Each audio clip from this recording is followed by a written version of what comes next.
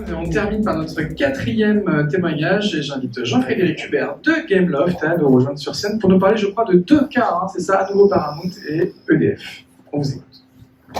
Merci.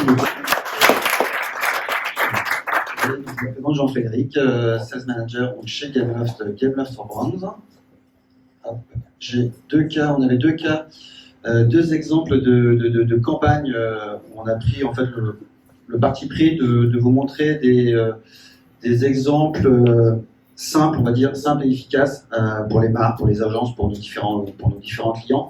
Le premier, c'est pour Paramount Plus pour la sortie de la saison 2 de Halo. Des objectifs, comme la plupart des campagnes dans le cinéma, assez simples, mais avec derrière tout cela, donc en termes d'awareness, faire connaître évidemment la série, en termes de considération, c'est-à-dire faire en sorte que les joueurs soient attentifs et surtout mémorisent finalement ce qu'ils vont voir sur une cible assez large, hommes 18-49 ans, et dans un univers évidemment qui correspond à la saison 2 de Halo, à savoir de science-fiction, de fantasy, et donc derrière tout cela, on a proposé un cadre de diffusion qui correspondait. Donc je ne vais pas revenir sur ce que Hugues vous a dit, mais dans notre offre combo, on a différents jeux, on a tout type de jeux, donc qui peuvent être aussi bien pour les hommes que pour les femmes, et donc on a proposé un cadre de diffusion d'action, d'aventure et plutôt fan de drame à suspense. On a pour répondre finalement à cet objectif d'awareness, donc de faire connaître au maximum le plus grand nombre, proposer et diffuser deux formats au départ très simples. Un motion interstitiel, la particularité c'est qu'il était... est-ce que je l'active ? C'est pas le bon. Bon, moi je vais commencer par la vidéo. La vidéo sur notre emplacement finalement que vous retrouvez dans tous les principaux jeux mobiles, donc qui sont rewardés. Donc en échange d'une vidéo vue, vous avez une récompense. La récompense est adaptée en fonction du type de jeu. C'est le format, l'emplacement qui est le plus utilisé, le plus apprécié encore une fois par les joueurs.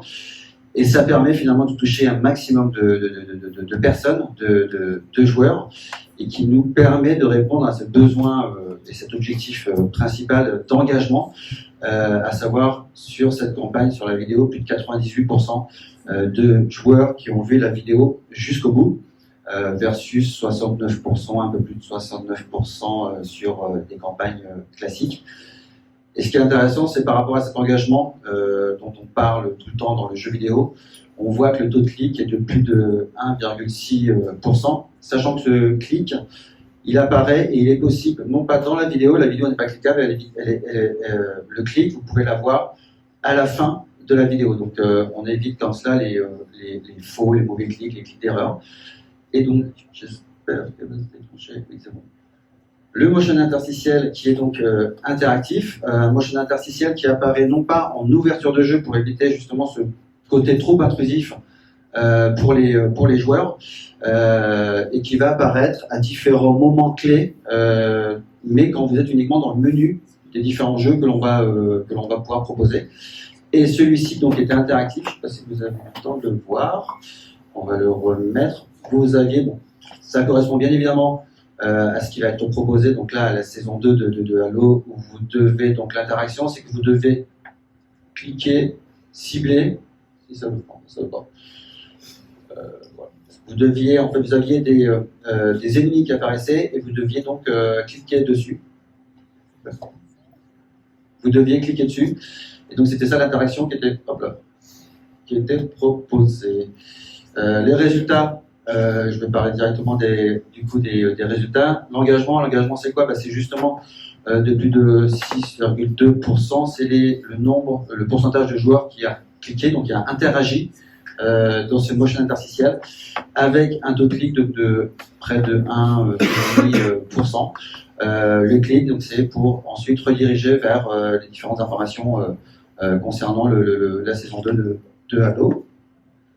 Et le deuxième cas, donc là c'était un cas qui permet finalement aux marques de communiquer très simplement, et on espère en tout cas que vous le voyez par les résultats de manière très efficace, avec des formats standards finalement que presque toutes les marques peuvent proposer et avoir.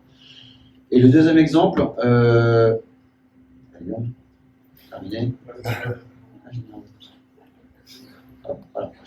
Et le deuxième exemple, et le dernier, c'était pour EDF, avec une histoire et un contexte, je dirais, assez particulier par rapport à ce qu'on peut voir et avoir dans les jeux vidéo. On ne pense pas forcément à EDF quand on parle de jeux. Ils ont souhaité en fait encourager et aller chercher cette cible de joueurs en France et dans une démarche RSE. Le message, c'était donc de tout ce qui tournait autour des habitudes de consommation éco-responsables. Donc on était sur une audience relativement large, hommes et femmes, 18-49 ans, et on a proposé en fait des intégrations là dites natives, c'est-à-dire que vous allez retrouver ces différents formats dans l'expérience quand vous jouez au jeu. Donc là, c'était dans Asphalt 8 et Asphalt 9, avec dans un premier temps un welcome screen rewardé avec deux types de messages. Le premier message, comme encore une fois derrière, c'était pour inciter les joueurs à se connecter pendant les heures creuses, donc de 22h à 6h du matin. Vous avez bien évidemment d'abord un premier message qui informait les joueurs que EDF proposait pendant les heures creuses des rewards. Donc les rewards, c'était ils pouvaient doubler leur monnaie dans Asphalt. Et deuxième message, toujours sous forme de welcome screen. Donc le welcome screen, c'est une forme de pop-up qui apparaît cette fois-ci lorsque vous commencez le jeu. Et donc ce deuxième message dans ce welcome screen, qui donc là, cette fois-ci, quand vous vous connectez entre 22h et 6h du matin, proposait donc la récompense qui était offerte par EDF. Et à cela était accompagné, quand vous jouiez là cette fois-ci à différentes courses, à des panneaux d'affichage, des billboards, un réseau de 5 à 10 par course. Et donc ça a permis, voilà, les résultats que vous avez, des résultats avec des chiffres assez impressionnants. Sur plus de 10 millions d'impressions, on a réussi à atteindre près de 730 000 joueurs. Donc 730 000 joueurs ont été touchés, ont pu jouer à cette opération, avec plus de 96 000 récompenses distribuées par EDF et un taux de clic sur le reward donc de près de 6%. Donc c'est quand même assez énorme.